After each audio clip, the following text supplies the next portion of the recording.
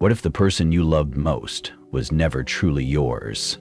When Nora returns to the cursed island of Jarrett B, she's not just fighting to survive. She's chasing the fragments of a truth buried beneath blood, betrayal, and ancient rituals. What happened to Lucy was no accident. What waits beneath the island is older than memory and hungrier than death. A tale of transformation, obsession, and the price of inheritance. You think you know your past? Think again. Welcome to Jarrett B. It started with the flies. Not just one or two buzzing around a trash can, but dozens. Black, oily, sluggish, pressing their fat bodies against the screen of the window above the kitchen sink. Nora watched them, unmoving, the dishwater gone cold in her hand. They didn't move like regular flies. They pressed themselves against the glass, as if desperate to enter, as if something inside was sweeter than rot. And somewhere beneath them, far out in the tangled woods behind the farmhouse, something was humming. Nora Graham had never believed in curses, not when her mother spoke of them in hushed tones over lukewarm tea, not when her grandmother nailed iron horseshoes above the door, and certainly not when her great-aunt Edie warned her again and again, "Don't ever dig where the ground remembers." But the farmhouse on Clearwater Ridge, Edie's old place, had its own way of reminding. She'd inherited the property 6 weeks ago. A handwritten letter arrived on yellowed paper, postmarked from Shady Glen County. The lawyer's note was brief and oddly impersonal. "Miss Nora Graham, you are sole heir to the property at 1728 Clearwater Ridge Road, effective immediately. The estate of Edith Graham has been released to your name. No condolences. No explanation." Nora didn't want to go, but what else did she have? A barista job in Atlanta?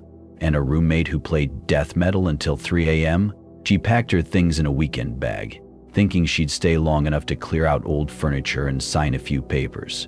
Maybe sell the place. But that was before the crows came. Before the teeth. She stepped away from the sink, drying her hands absently. The flies had started to pulse, as if keeping time with some silent, distant beat. She hadn't heard the hum earlier, thought it was her imagination, but now she felt it, a low vibration under the floorboards, like someone was whispering through the soil beneath her feet. The farmhouse was old but not decrepit. Weather-beaten clapboard siding, sagging porch, a rusted windmill out back that hadn't turned in years. The place had no Wi-Fi, no cell service, and only one working outlet in the kitchen. It should have felt like a peaceful escape, but it didn't. It felt watched. Edie had always called it a listening house. Nora thought it was just her great-aunt being eccentric, but since arriving, she'd heard the whispers. Not voices, never that obvious, but threads of sound beneath the wind. Sometimes laughter, sometimes scratching, and once, at 3:33 a.m., the sound of something large dragging itself across the attic floor. She hadn't dared go up there yet. Outside, the woods loomed. The trees were black oaks, twisted and gnarled, covered in moss like old flesh. Even during the day, sunlight struggled to push through. At night, the forest swallowed everything. No crickets, no owls, just silence, and that low, persistent humming. Nora grabbed her jacket and stepped out onto the porch. The air smelled like wet dirt and rusted metal. The humming grew stronger the further she walked from the house, as if it were pulling her. She followed it, not because she wanted to, but because she had to, like a hook behind the breastbone. She passed the rusted windmill and the chicken coop, long abandoned. Beyond the coop was the path to the woods. It wasn't marked, but Nora knew it was there. The grass didn't grow right. The ground was softer, almost spongy. As she stepped onto the path, her breath hitched. There was something carved into the tree nearest the path. Not initials, but a symbol, 3 intersecting lines forming a crooked star. She brushed her fingers over it. The bark was smooth, almost melted where the carving had been burned in. She recognized the symbol. It had been in Edie's journal. The journal had been tucked in the top drawer of the bedroom nightstand, underneath a rosary, a rabbit's foot, and a photograph of Edie as a young woman holding a baby Nora had never seen before. The land keeps what was given. The first page of the journal read. The next pages were filled with drawings, circles made of bones, strange trees with faces, and recurring symbols like the one burned into the oak. Beneath one of the drawings, Edie had written, "If they hum, you must not answer. They remember the old bargain." But Nora was already deep in the woods. The further she walked, the quieter everything became. The humming paradoxically grew louder in her ears, but dimmer in the air like it was inside her. She thought about turning back, but her feet wouldn't stop. It was like something old and buried had sensed her presence, something that had been waiting. She found the clearing just past the second ridge. It was circular, perfectly symmetrical, and ringed with blackened stones. The grass here was dead. In the center stood a wooden post, half-rotted, with rusted nails hammered into its top like a primitive altar. Around the post were bundles of dried herbs, animal bones, and strips of fabric offerings, she realized. And at the base of the post, a jawbone. Human. Nora's breath caught in her throat. She backed away instinctively, but her heel caught on a root and she stumbled. When she looked up again, the clearing had changed. The woods were closer, the stones had shifted, and something had moved behind the tree line. Something tall. The air vibrated. The humming had become a chant now, low, rhythmic, like a funeral drum beaten by invisible hands. And then the smell hit her. Meat left too long in the sun. Copper. Decay. A voice clear, feminine, and not her own spoke behind her. "You've come back too soon, Edith." Nora spun around. No one was there, but the windmill behind the house had started turning again, and the flies in the kitchen window were gone. Nora ran. She didn't remember turning away from the clearing or how her feet found the path again, but suddenly she was sprinting back through the woods, branches clawing at her arms, roots threatening to pull her down. Her lungs burned. The trees seemed closer than before, like they were leaning in, watching, and somewhere behind her, the wind whispered her name. Edith? No, not her name, not anymore. The farmhouse came into view just as the last shred of daylight faded. Its silhouette against the navy sky looked wrong off somehow, as if its angles had shifted in her absence. The screen door creaked open before she even touched it. Inside, the house was dark, no power. Again, she flipped the switch in the hallway. Nothing. The one working outlet in the kitchen was dead, and the ancient oil lamp she'd found in Edie's closet was missing from the shelf. Her phone had died the day before. She was cut off. She stood in the living room, listening. The humming was gone, but the silence it left behind felt heavier. Her thoughts kept circling back to the voice in the woods. "You've come back too soon, Edith."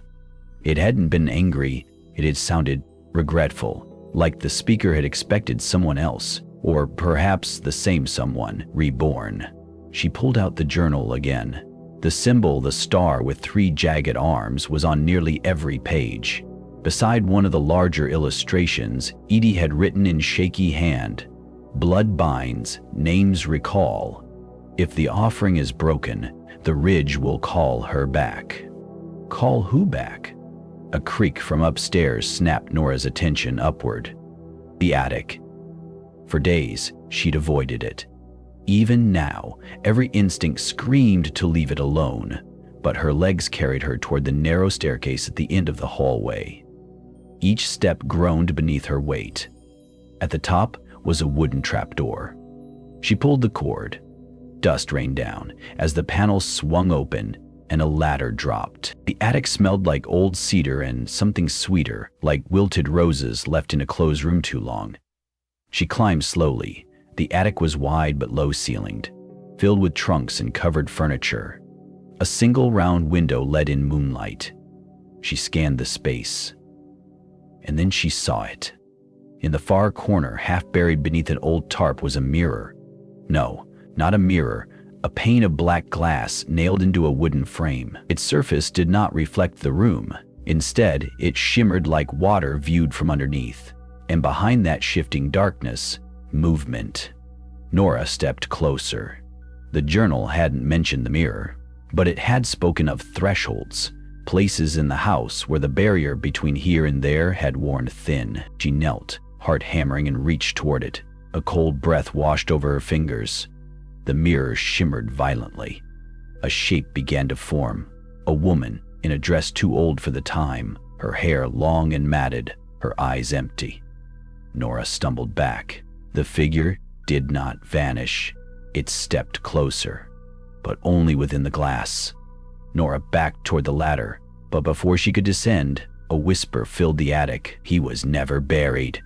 She froze. You let the ridge keep him. The glass warped, cracks spiderwebbed across its surface, not from pressure, but from something pushing outward. She fled. Down the ladder, through the hall, into the bedroom. She slammed the door shut and shoved the dresser in front of it, hands shaking. The mirror hadn't followed her, but the whisper lingered. That night, sleep didn't come. Instead, she read the journal front to back. There were no clear answers, just hints, symbols, memories recorded like warnings. But one entry stood out. April 3, 1954. He came again last night. Not for me, for the girl. Jade, he could smell her blood in the roots. I told him we buried her, he said. Not deep enough. Nora set the book down. What girl?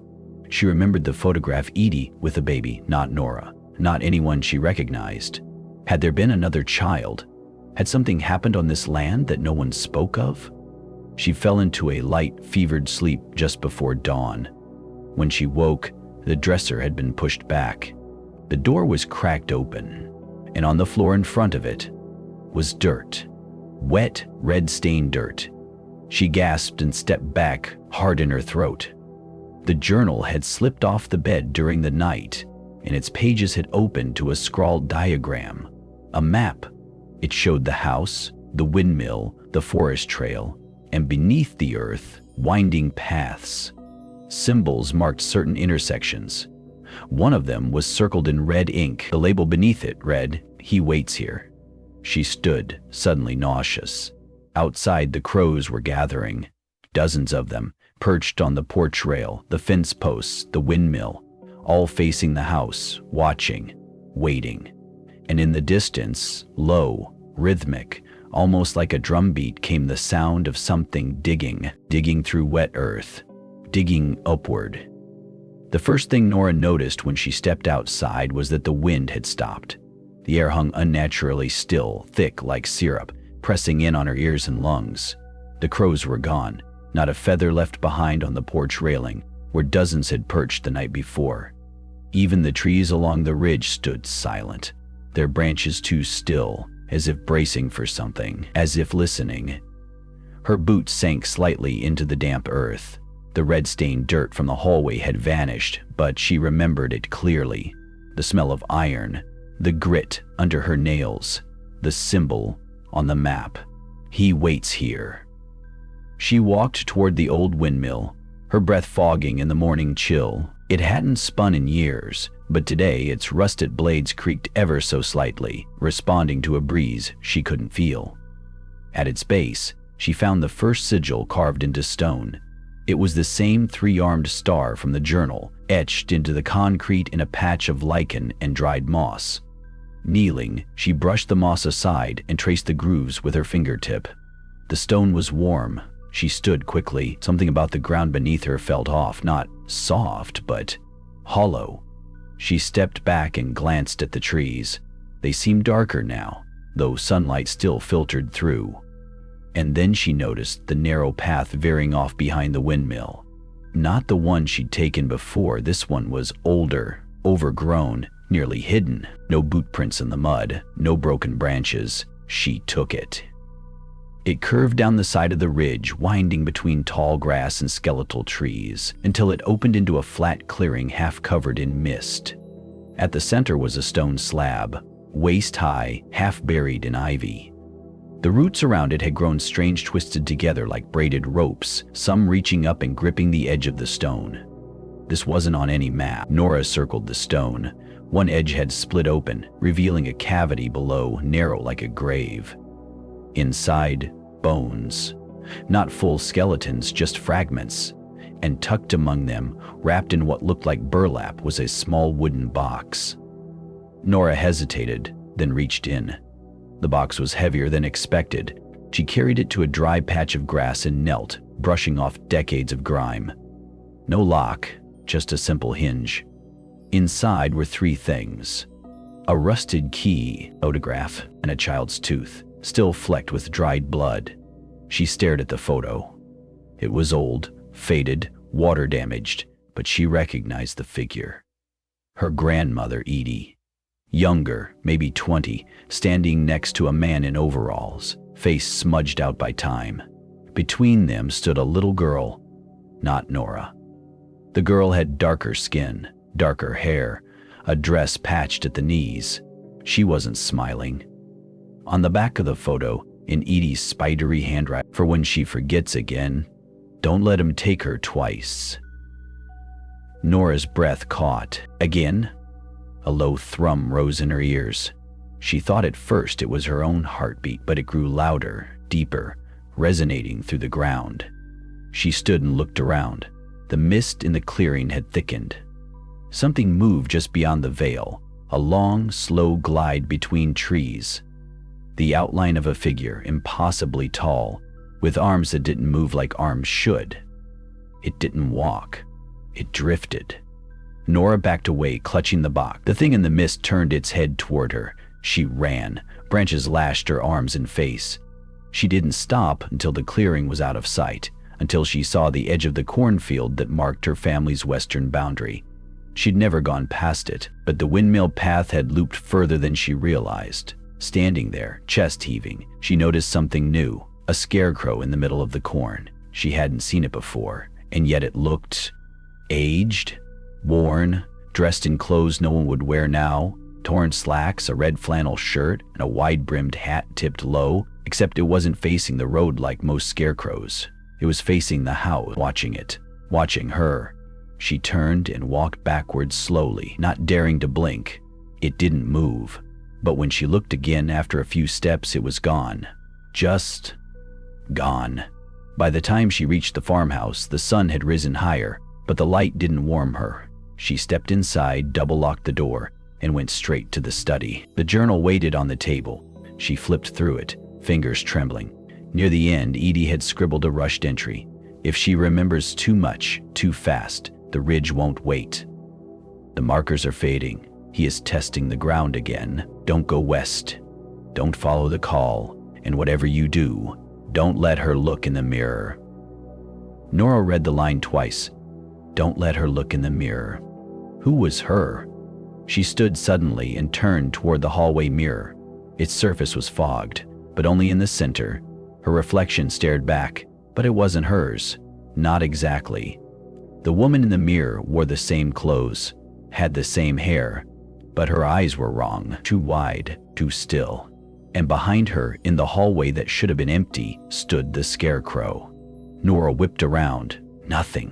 When she turned back to the mirror, no reflection, just her face, and 3 scratches across the glass. She stepped away. The box sat open on the table, the child's tooth beside the photo. Outside, the wind began to blow again. This time, it carried a sound she hadn't heard in years, a girl's voice, singing. A lullaby she knew but couldn't remember learning. Bury the root, bury it deep, give him her name, and he shall sleep. Nora spent the rest of the afternoon trying to ignore the tune stuck in her head. Bury the root, bury it deep. The melody looped relentlessly, even when the house was quiet. Even when she covered her ears, it threaded through the silence like a whisper behind the walls. She laid the photograph on the table, smoothing its edges.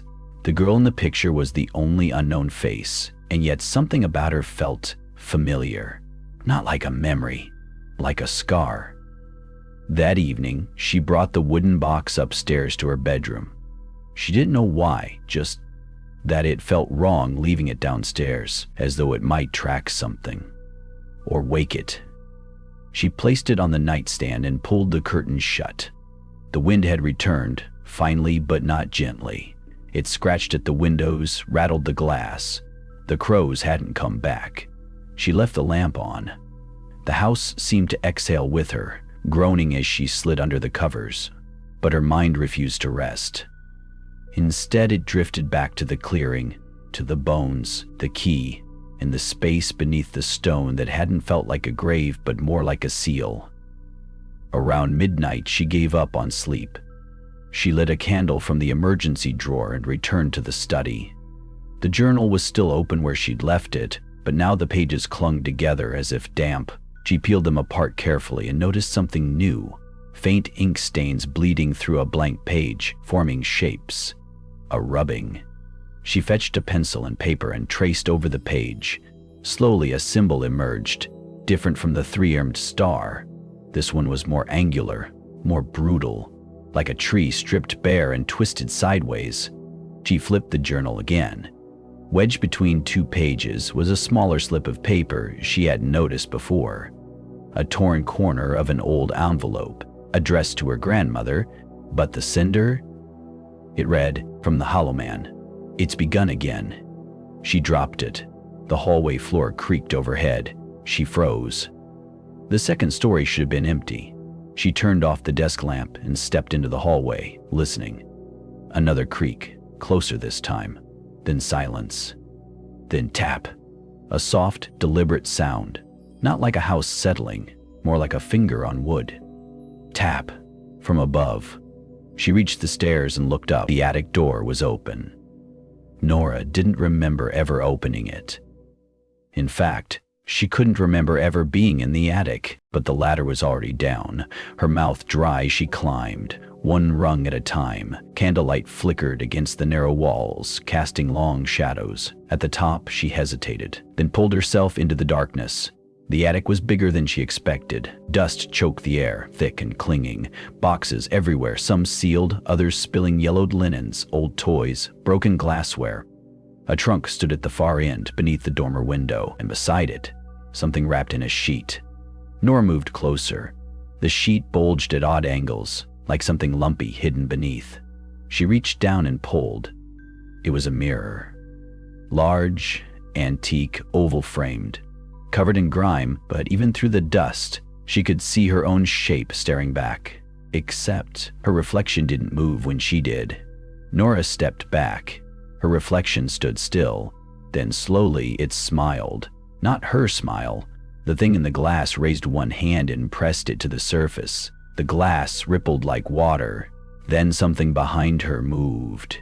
She turned. The corner where the trunk sat had changed. The walls there were darker. No, deeper. Stretching inward like a tunnel. The attic floor had cracked in a perfect circle around that spot. The wood charred black. And from inside it came a soft, rhythmic scratching. Something trying to dig its way out. Nora ran. She slammed the attic door shut behind her, heart pounding, and locked it with the rusted latch. She didn't sleep. She didn't try. By morning, the mirror was gone. So was the box. She found it outside on the front porch, sitting neatly on the doormat, as if someone or something had returned it. Except now, inside the box lay something new. A lock of hair. Braided, bound with a piece of red string. Beneath it, another photo. This time, of the little girl alone, standing at the edge of the cornfield, looking back. On the back of this one, the first offering is always blood. The second is always name. Nora sat down hard on the steps. Something had happened here before. Not just to Edie. Not just to the land. Something repeating. She had the journal, the map, the relics, and the feeling that none of it was coincidence. So she made a choice. She drove into town that afternoon to the Historical Society, a crumbling building next to the old church where archives were kept. She gave a fake name, told the clerk she was researching land ownership for a thesis. She asked about Ridge Hollow, about the families who settled it. The woman behind the desk raised an eyebrow. Ridge Hollow, she repeated. That's not a name you hear much anymore. We call it Pine Bend now. Nora nodded. But back then, any records? The clerk shrugged. Only fragments. Most of it was lost in the fire, back in 1913. Nora blinked. What fire? The clerk leaned back. The one that burned out half the township, house by house. Took a dozen children with it. All they ever found were teeth and charred hair. Nora froze. The woman went on. People said it started with a scarecrow. That someone saw it walk from the fields. Ridiculous stuff. Old wives' tales. Teeth, hair, fire, offerings. She barely heard the rest, only when the woman said, "We do have one name left," did she tune in. What name? The clerk turned a ledger. It's not clear if this was a person or place, but it was mentioned a lot in the margins. Always capitalized, always written last. Nora leaned forward. The clerk showed her. The Hollow Man. Nora drove home under gray skies. As she stepped onto the porch, something was waiting for her. The box. Again. But this time, it was open. Inside lay a hand-drawn picture done in crayon. A girl, a house, a field. And beside them, a tall black figure with no face. The picture was signed in a child's shaky script. Love, Nora, age 6. The thing that frightened her most wasn't the drawing. It was the fact she didn't remember ever drawing it. Nora stared at the crayon lines on the page, fingers trembling as she held the picture up to the fading light. The handwriting was unmistakably a child's, the colors clumsy but vivid, green for the field, brown for the house, and stark violent black for the tall figure looming beside the girl. She traced the name again, Nora. Age 6. She had no memory of ever drawing such a thing. No memory of fields, no memory of a faceless man. But her name was there, and her childhood address, scribbled faintly on the back of the page. Not this farmhouse, not this town. She went cold. This wasn't just a haunting, it was a reaching back. Something from before, long before she inherited the house. Something she had buried, just like the root. She left the drawing on the kitchen table and wandered outside, the grass crunching underfoot. The sky had that strange pale green hue that warned of a coming storm. The air was too still, like everything was holding its breath.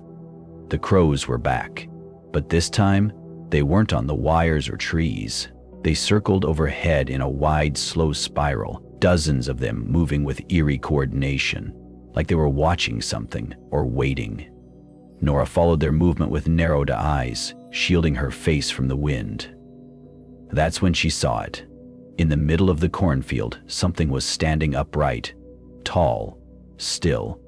Wrong, not a scarecrow, not a person, something in between. It had long limbs that bent too far, too thin to be human. No face, just an oval of burlap or flesh. She couldn't tell which. And it stood there, swaying just enough to seem alive.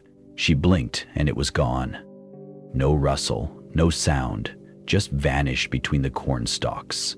She turned and went back inside, heart pounding. The box was gone again, and in its place, laid carefully on her kitchen table, was the map she had found with Edie's journal. Only now, the ink had bled into the paper, forming new lines, new symbols. The paths between fields twisted like veins, and at the center, where the old stone altar had been, there was a new mark.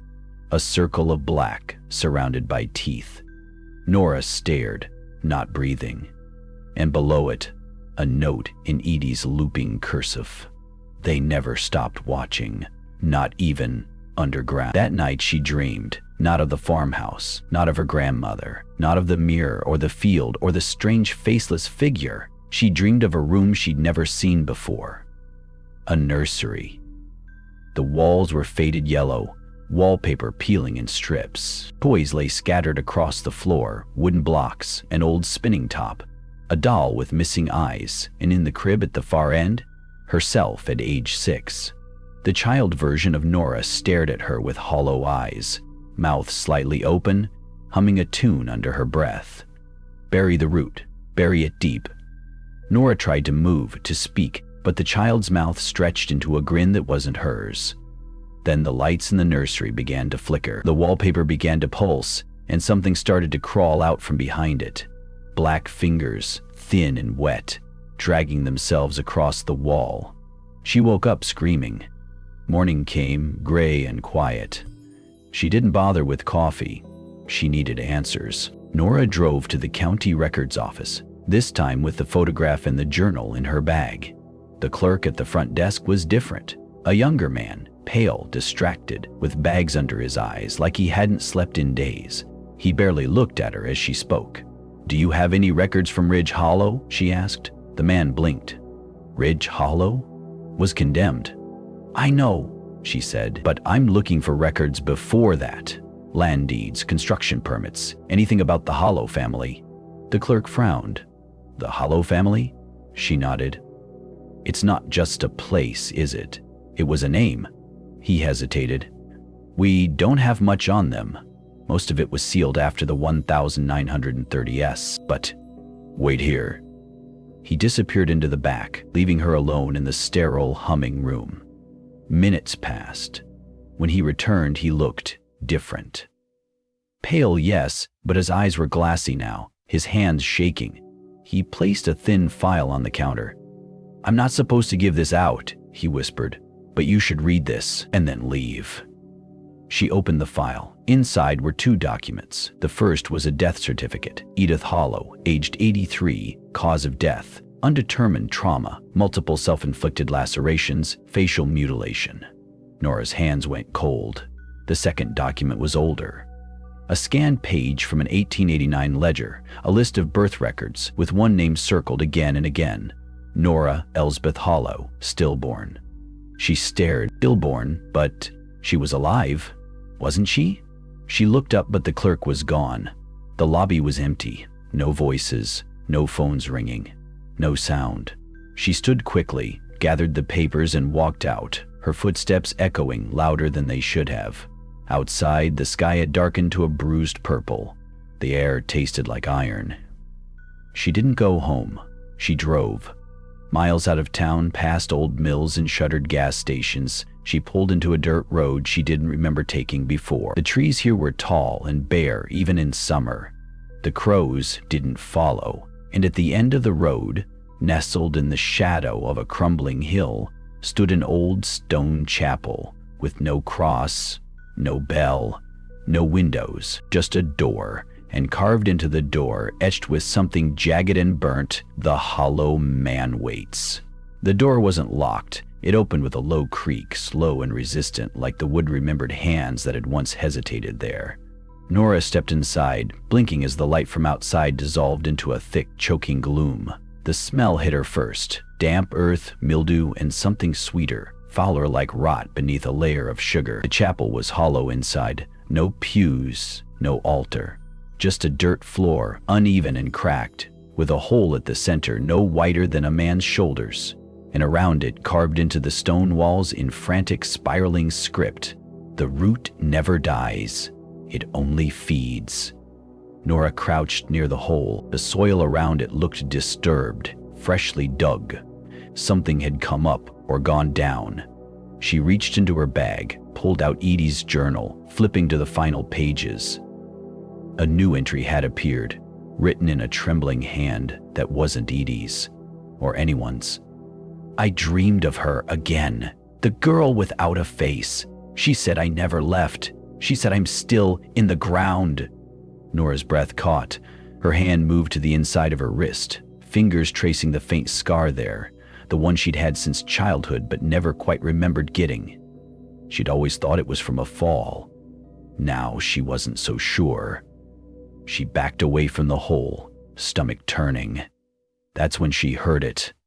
A child's voice, low and echoing up from the earth. "Nora, come home." She froze. Then it spoke again, louder this time. "Come home. Come back. You're not finished yet." Nora stumbled backward, knocking over her bag, the contents spilling out. Maps, photographs, the drawing she thought she'd left on her kitchen table. Only now, the drawing had changed. The black figure was no longer beside the child. It was the child, and it had no face. She left the chapel running. Branches whipped her face as she tore through the trees, not stopping until she reached her car.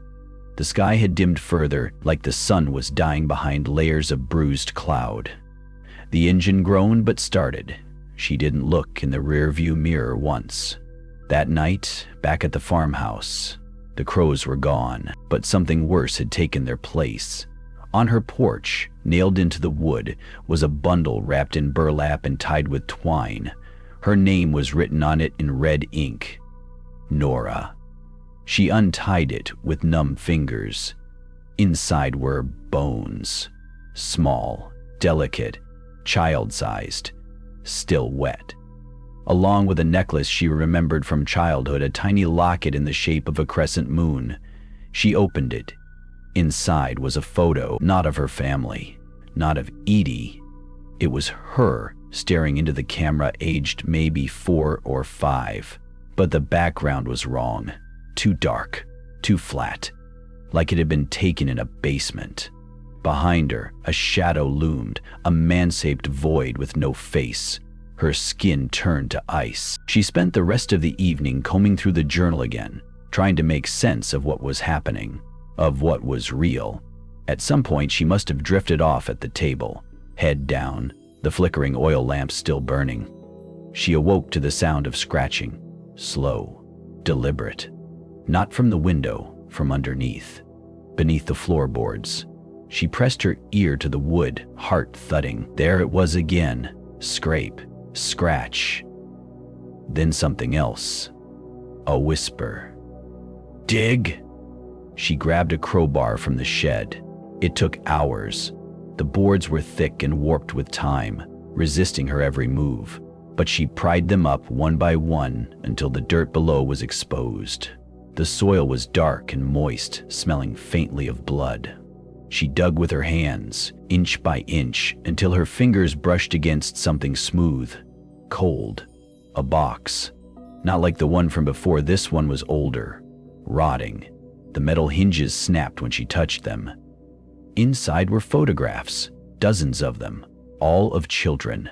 Some smiling, some asleep, some clearly dead. Every single one had eyes blacked out in ink, and in the bottom of the box beneath the photos was a scrap of paper torn from a larger book. It read, "They are not born, they are rooted. The hollow grows its own." Suddenly, the floor groaned above her. Footsteps. She scrambled back, trying to see through the cracks. There was movement. A figure. Then a knock 3 times, soft and steady from inside the house. She hadn't left the front door open. The knock came again, then a voice. "Nora, you forgot something." She held her breath. The door to the basement creaked, hinges shrieking. The lamp sputtered, then died. She stood in darkness, and then a third knock. But this time it came from behind her, from inside the dirt wall she had just dug through. A faint, grating whisper followed. "We never buried you deep enough." You don't forget the sound of dirt moving on its own. Even in dreams it follows you, dry, shifting, alive. Nora jolted awake, drenched in sweat, breath caught in her throat. The morning light barely filtered through the warped windows, casting long, skeletal shadows across the farmhouse floor. But it wasn't the sunlight that made her skin crawl. It was the realization that the hole beneath the floorboards was gone. The planks had been replaced. Seamlessly, cleanly, as if she had never torn them up, as if the night before had been a dream. But her fingernails were caked in black soil. And the photographs, those disturbing ancient pictures of faceless children, still sat on the table beside her, curled at the edges, humming with something wrong. She stared at them for a long time. One of them was changing. The child in the center, a girl with braids and a patched-up dress, had begun to blur. Slowly, subtly, her face dissolved first, as if erased, leaving only 2 hollow voids for eyes. Nora turned it over, in red ink. "One of us." Her phone buzzed suddenly, a new message, no number. "It's inside the house." She stood, instinctively grabbing the crowbar again. The house was silent, but the silence wasn't empty. It was listening. She crept from room to room, each step an act of defiance against the stillness. The old wood groaned underfoot, yet no echo returned. The kitchen smelled of burnt sugar, even though she hadn't cooked in days. A line of ants marched in slow circles on the counter, never crossing an invisible barrier just an inch from the sink, like something was drawing an unseen line around the space, like something claimed it. And then she heard it again, whispering from the attic. 3 distinct voices, 2 whispering in cadence, the third mimicking behind, a half-second late, like a child playing telephone with ghosts. She climbed the ladder. The air grew cold, not the natural chill of a neglected space, but something deeper, older. The attic hadn't changed since she was a child. Dust-covered trunks, moth-eaten curtains, broken toys left behind by other generations, but now they were arranged in a circle, deliberate, ritualistic. At the center, a mirror, not large, maybe the size of an old television screen, but it pulsed faintly, like it was breathing. She stepped closer. Her reflection didn't match her movements. It stared back with eyes too wide, a mouth slightly parted in a silent scream. Behind her, something moved in the dark, and then it leaned forward, her own face, and whispered, "You're not Nora anymore." She stumbled back, knocking over a box. Papers spilled everywhere, letters, drawings, a faded birth certificate with her name and birth date, but scribbled over in red crayon was another name, Lucy Merrow.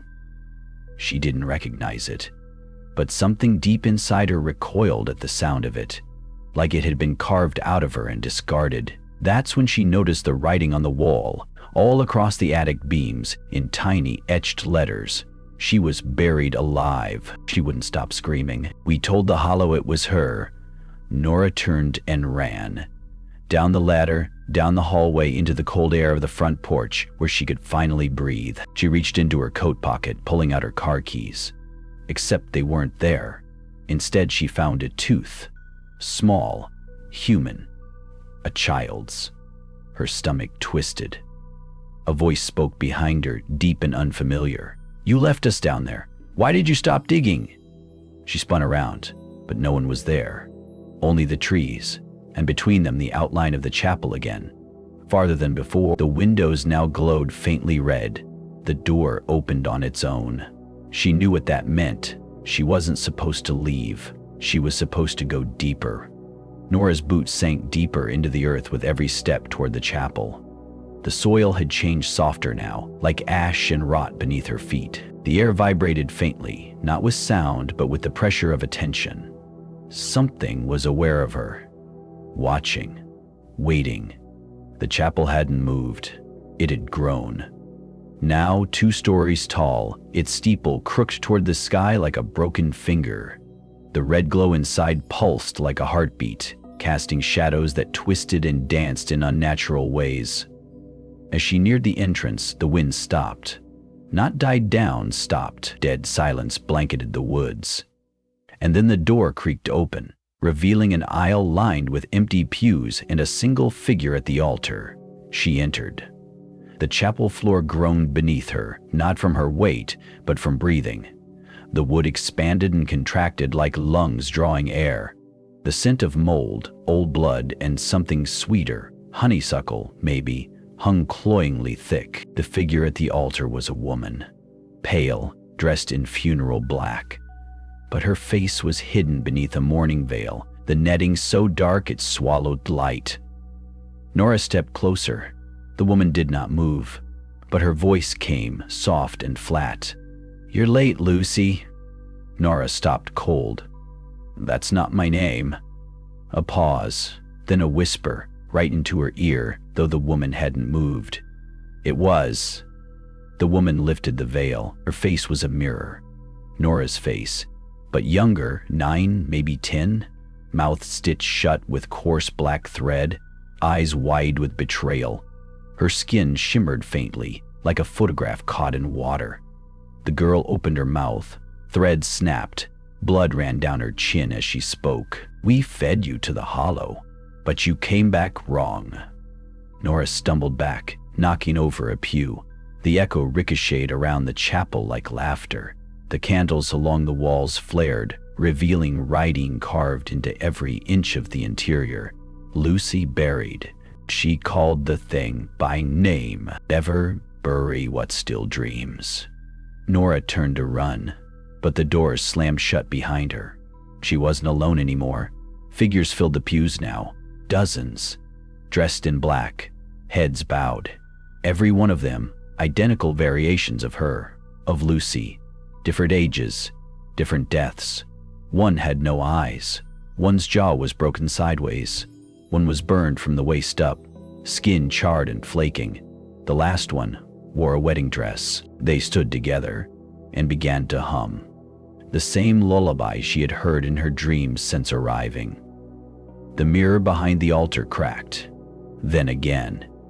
A single black tendril slipped through the fracture slick, wet, impossibly thin, and reached toward her like a lover's hand.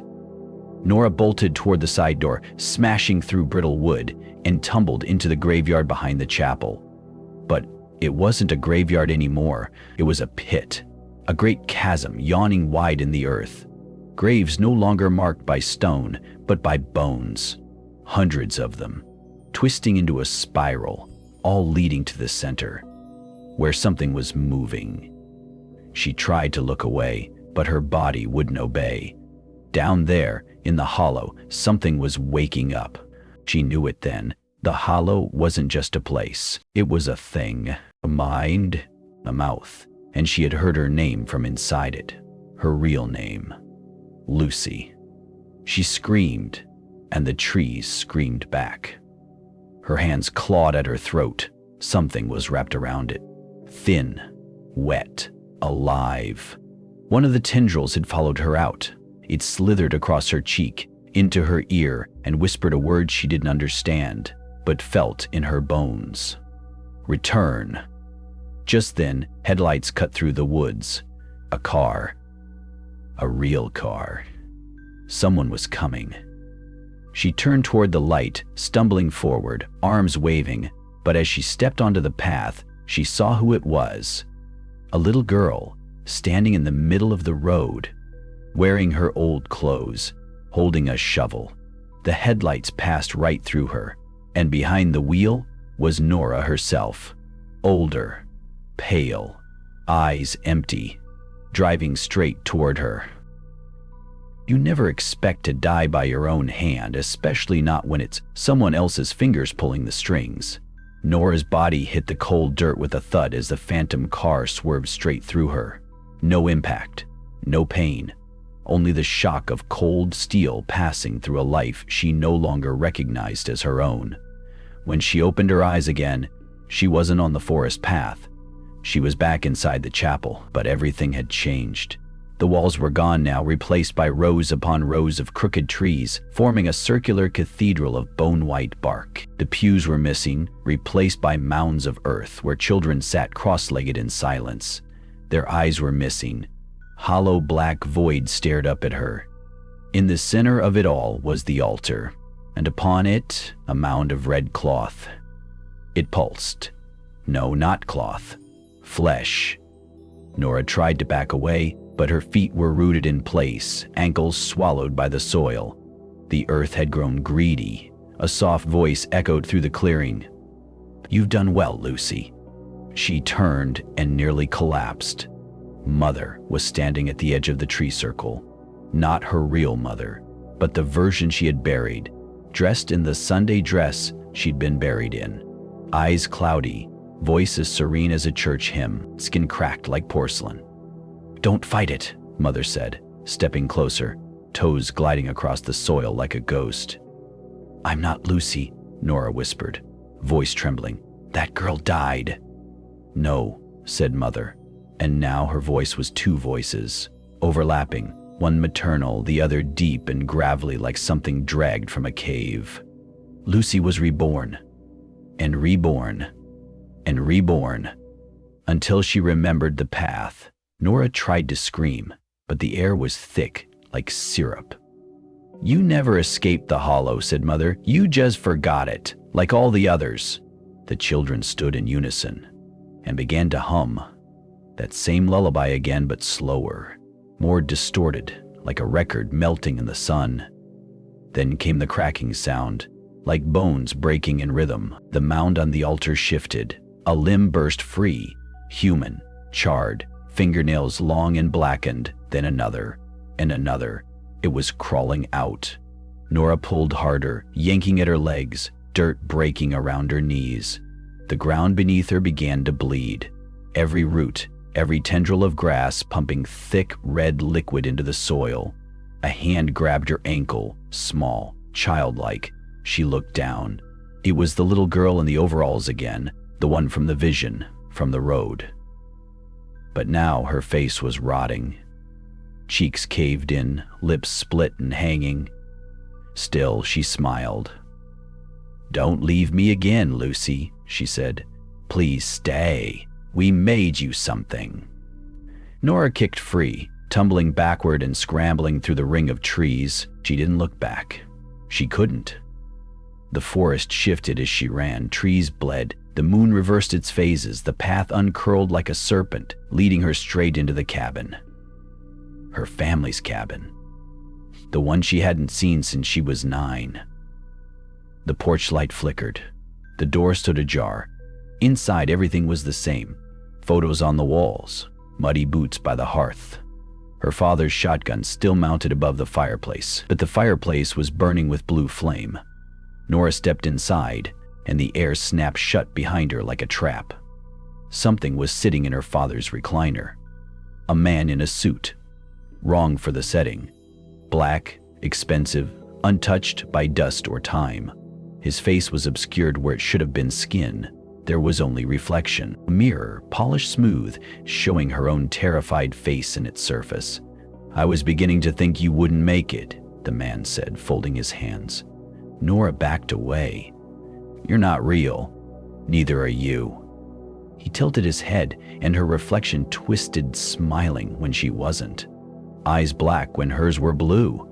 "I've been wearing your face for a long time," he said. "You just forgot to notice." "Who are you?" she asked. "I'm the one who kept the door open. The one who whispered in your dreams. The one who buried the real girl so you could rise." He stood, and the fireplace went out. "I'm your memory, Lucy. The one you swallowed when you chose to forget. But forgetting isn't the same as escaping. And now that you've come this far," he held out his hand, "you have to remember everything." Nora's vision cracked, just like the mirror in the chapel. Like glass, her mind split open.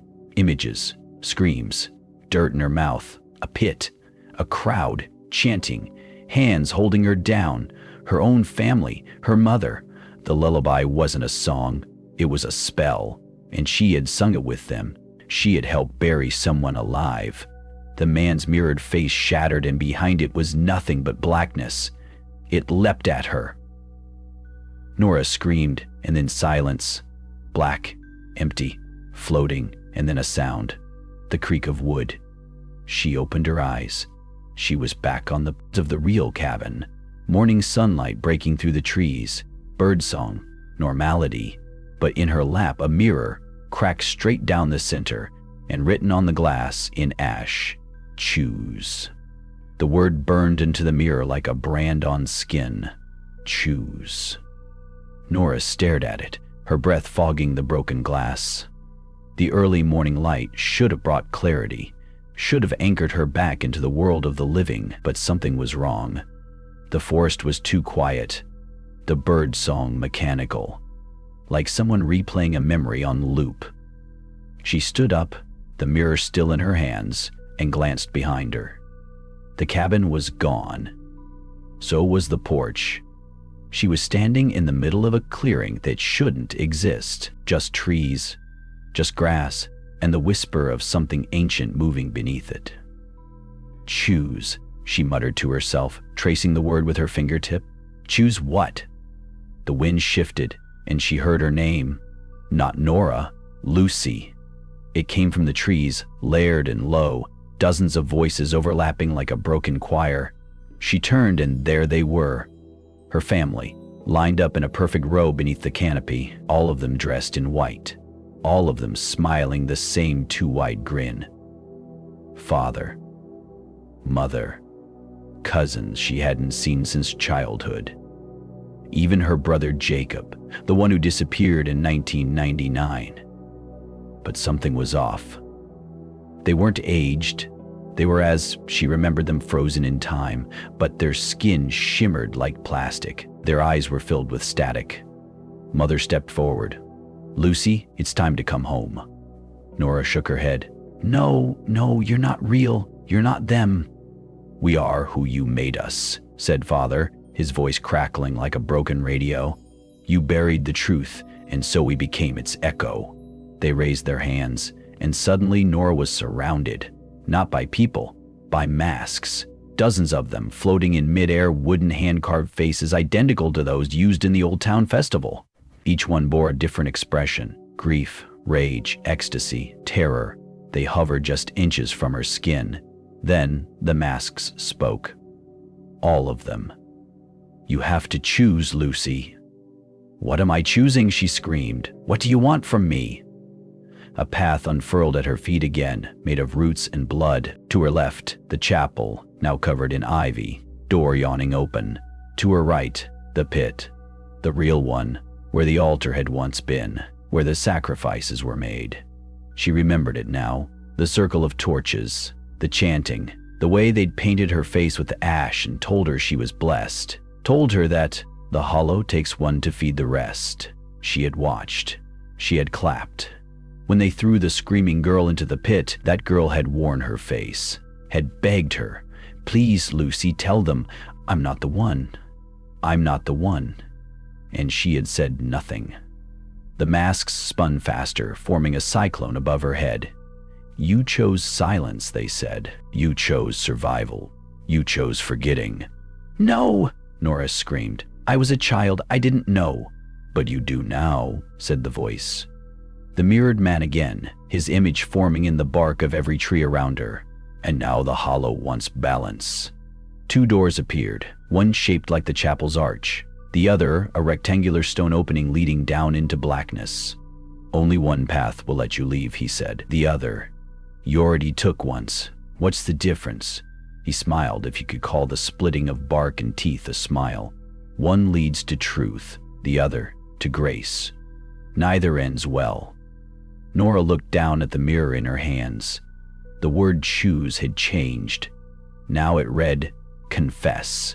Her heart thundered. She closed her eyes, trying to breathe. "I didn't know what I was doing. I just wanted to belong. I didn't want to be the one they picked. I didn't want to die." The trees whispered. "So, someone else did." The masks stilled, and one by one they dropped to the ground, each hitting the earth with a dull thud. And from each fallen mask, a child rose, spectral, ash-covered, mouths sewn shut. She knew their name, all the ones who had gone missing in the town, from the past 30 years, from the stories her grandmother told in half-sentences and distant glances, all of them sacrifices, so she could live, so the hollow could sleep. "I'm sorry," she whispered. "I didn't mean to forget. I didn't mean to be spared." One child stepped forward. It was the girl from the forest, the one in the overalls. But now, her face was whole, her lips parted, and she said, in the clearest voice yet, "Then make it right." The girl handed Nora something, a black candle, unlit, and then she vanished. The mirror shattered in Nora's hands. She didn't feel the glass slicing her skin. All she saw now was the chapel's doorway glowing red, like a furnace, like judgment. She stepped toward it, because there was no other choice. Inside, the pews had returned, but they were filled with herself. Row after row of Lucys, each at a different age, each watching her. And at the altar, the pit, still open, still hungry, but this time a rope ladder hung over the edge. Her name echoed again, not whispered, screamed, from inside the pit. She moved forward, lit the candle with a breath she didn't know she held, and as she lowered herself down the ladder into the blood-wet dark, the chapel sealed shut behind her. And above, carved into the wood of the altar floor, the offering recluse. The ladder ended in water, not cold water, but warm, still, and thick like oil. Nora's boots sank into the liquid with a nauseating squelch. The candle in her hand flickered but did not go out, its black flame casting unnatural shadows that clung to the walls. She turned slowly, eyes adjusting to the lightless gloom. She was underground, but not in the way caves feel underground. This place felt like a mouth, as if the earth had opened wide to swallow her and was still waiting to chew. The air buzzed, not with insects, but with something deeper, a hum just beneath the frequency of hearing.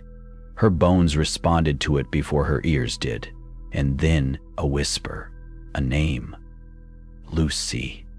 The flame leaned toward the sound. She followed it. The tunnel curved, pulsing slightly with every breath she took, like she was walking through a living vein. The roots here were thick, blackened, pulsating. Some moved away from her touch. Others reached, brushing against her skin with the texture of dried tongues. After what felt like an hour or a heartbeat, she emerged into a chamber. It was a perfect circle. Carved into the stone were symbols she recognized from old family books, spirals, hands with missing fingers, the glyph of the hollow tree. In the center of the room, an altar. This one made not of wood or stone, but of bone. Stacked vertebrae, shoulder blades, a jaw set like a crown, and on top of the altar, a figure, tied down, Riley, unmoving, but alive. Her chest rising, lips trembling. Riley! Nora stumbled forward, nearly dropping the candle. I'm here. I'm going to get you out. Riley's eyes fluttered open. They were wrong, not vacant but reflective, like mirrors. She looked directly into Nora and something looked back. You're late, Riley whispered, then screamed. And above them, the chamber began to sing, not with music, with voices, thousands of them, crying, chanting, some laughing, others screaming the same 3 words over and over. The offering retreat. The bones rattled. The walls began to bleed. Thin streams of dark sap oozed from the symbols on the wall, glowing faintly with red heat. And Riley spoke again, this time in a voice not her own. Do you remember what you promised? Nora froze. No, I didn't promise anything. This wasn't me. But the candle flickered and her hand turned white and then blue, and a memory broke through. Flash, she was 10, kneeling at this very altar.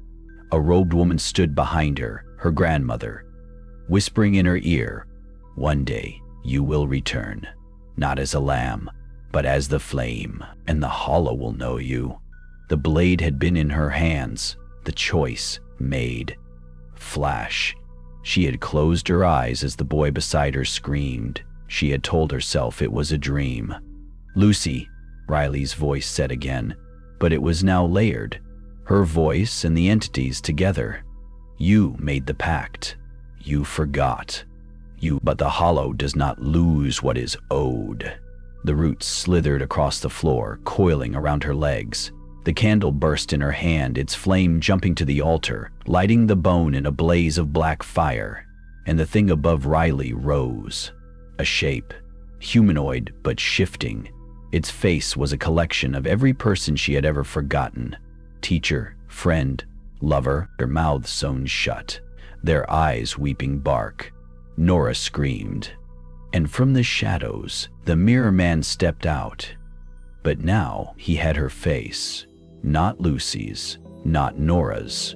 A third face, one she had never seen, but recognized with horrifying intimacy. It was the face of the original girl, the one who was thrown in the pit, the one she watched die. You stole her name, the mirror man said. You stole her life, and now you must return it. Nora tried to move, but the roots tightened. The walls of the chamber moaned. Riley's mouth opened again and a sound came out. Not words. A scream that vibrated reality. And, in that moment, Nora saw the truth. The chapel, the town, the smiles, the songs. None of it was real. It was a cage, a cycle, a ritual that reset itself every time someone tried to remember. And she had triggered it. by coming back, by digging, by looking in the mirror. The altar split open. A stairway spiraled downward into lightless abyss.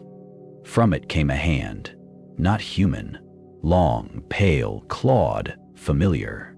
It was hers, an older version, rotting, decayed, waiting. "Choose," it said again. "Confess." "Return," Nora cried out, trying to pull herself away, but her hands caught fire, not burning but glowing with markings that matched the symbols on the walls.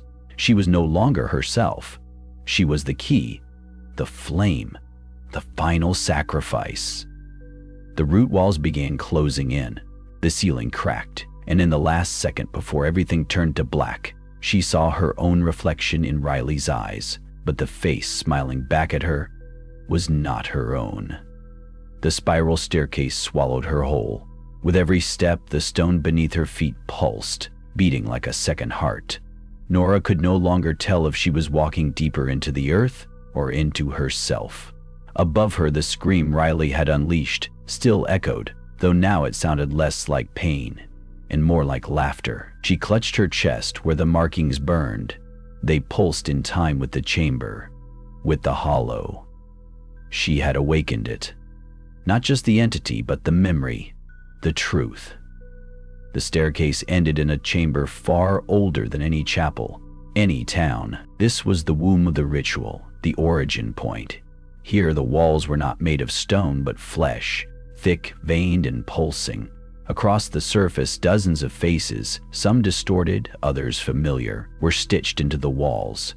Their mouths whispered constantly, repeating variations of the same phrase: confess, return, begin again. In the center, a well, not of water, but of void, a pure emptiness that swallowed light, thought, and sound. Riley stood beside it now, though not as Riley. She had become something more. Her limbs elongated, her skin translucent, showing the roots inside writhing like worms. Her eyes were silver coins spinning in place. "You came," the voice said, no longer hers. Nora stepped forward, but the ground rippled underfoot. Her own body was changing. Her skin now had a faint sheen, like bark wet with sap. Her breath misted, even in this warmth. "Why me?" she asked, her voice hoarse. "Why bring me back?" The voice laughed. "Because you never left." Riley pointed toward the well. The surface shimmered, then projected a memory. Nora at age 7, crying, covered in mud, screaming as a circle of masked adults chanted. One held her hand, a woman in red. "You must forget," the woman whispered. "To survive, to carry the fire." Then the sound of bones breaking. The memory shifted. Now. Nora at age 10, in school, drawings of strange symbols in her notebooks. A note sent home. "Lucy has trouble discerning real from imaginary." Nora fell to her knees. "I'm not Lucy," she said, but the walls hissed back. "You are." "And you are not. The name doesn't matter. The role does." Another projection surfaced in the well, a map of the town, but this time it pulsed. It breathed. The entire town was a ritual circle. The chapel, the graveyard, the river bend, they were points. The well she stood before now? The heart. "You were born to complete the loop," the voice said. "Every 25 years one must return, to keep the memory alive, to feed the hollow." "But if I die," Nora whispered. "It ends." "No," the voice said gently. "If you die, it begins again. But if you remember fully, then you can choose." "Choose what?" "To become the flame, or to extinguish it." From the shadows behind her, the mirror man emerged once more, but he was no longer just a reflection. He was whole now, and inside his glass face, Nora saw every version of herself. Child, teen, adult, each trapped, pounding on the other side, mouths moving in silence. "You already chose once," he said, "to forget, to flee. Now choose again." The well began to pull. Wind tore through the chamber. Screams rose from the stitched mouths. Riley began to rise into the air, her form unraveling into strands of root and bone. "You can take her place," the voice offered. "Sacrifice yourself, and she walks free. Refuse, and the cycle feeds on." Nora trembled, then stepped forward. She touched the well's edge and saw everything. The original sacrifice, Lucy Ann Holloway. Her, thrown into the pit in 1899, survived, crawled back, became a seer, founded the chapel, trained the next girl, and the next. Each time she died, the Hollow rebuilt her. Each time she forgot and returned. The Nora who came back now was Lucy's 8th reincarnation. This was her final chance. A scream tore through her skull, not from Riley, from herself. Her skin peeled back, revealing symbols branded onto her bone, the Hollow's glyph, the spiral, the flame. She was the key, not the lamb, the lock. She turned to the mirror man, to Riley, to the well, and smiled. "I remember," she said, and jumped. Everything went black. Silence. Then cracking. Somewhere in the forest, an old chapel crumbled inward. Somewhere, a woman in red woke screaming. Somewhere, the mirror shattered. And somewhere else, in a hospital in Oregon, a baby girl was born. The nurses gasped. She had a spiral birthmark on her chest. The mother cried. "What's her name?" the doctor asked. The woman looked at the child, eyes wide, mouth trembling. She whispered, "Her name is Lucy." Thank you for staying with us until the very end. The Hollow remembers. And now, so do you. We hope Nora's story, Lucy's story, left a mark on your mind, just as the spiral marked her fate. Sometimes the scariest part of a horror tale isn't the monster hiding in the dark, but the truth we forgot to face. The truth that was always there, watching, waiting, whispering. If you found yourself holding your breath, questioning what's real, or feeling the walls close in just a little, then the Hollow has done its work. This story may be over, but legends like these have a way of returning. Again, and again, and again. If you enjoyed this ritual of terror, consider liking, subscribing, and joining us for more stories from the shadows. Your support keeps the flame alive. Until next time, sleep with the lights off, and remember, not all who return remember, but something always remembers you.